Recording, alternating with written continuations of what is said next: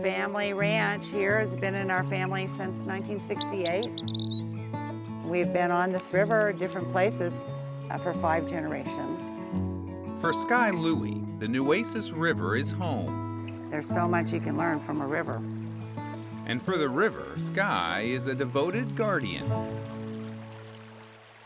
You know, it's more of a mission than just a job, but work for the Nueces River Authority. My job is resource protection. The first big management problem that we became aware of was the off-road vehicles and stream beds. Harm being done by vehicular traffic in the river, massive amounts at times.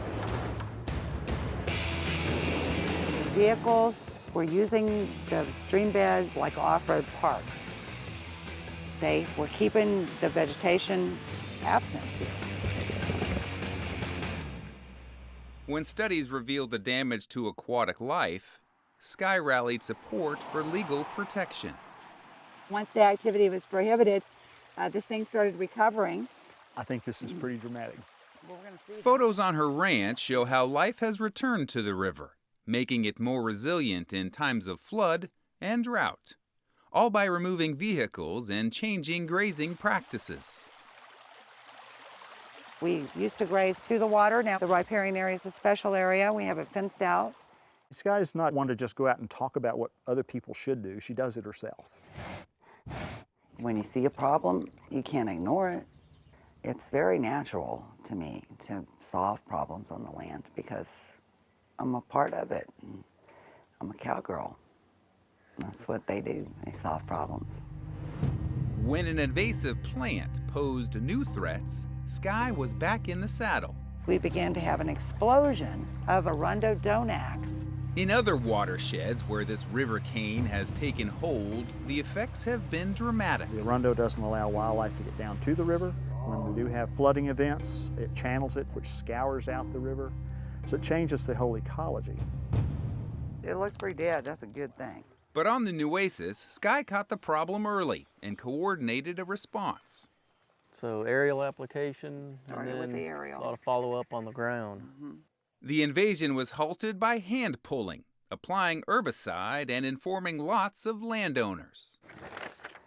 We got every single person. Yeah. With so many landowners being involved, it takes a very special person to pull all that together. She's done great work on her own property right here at the Open V Ranch.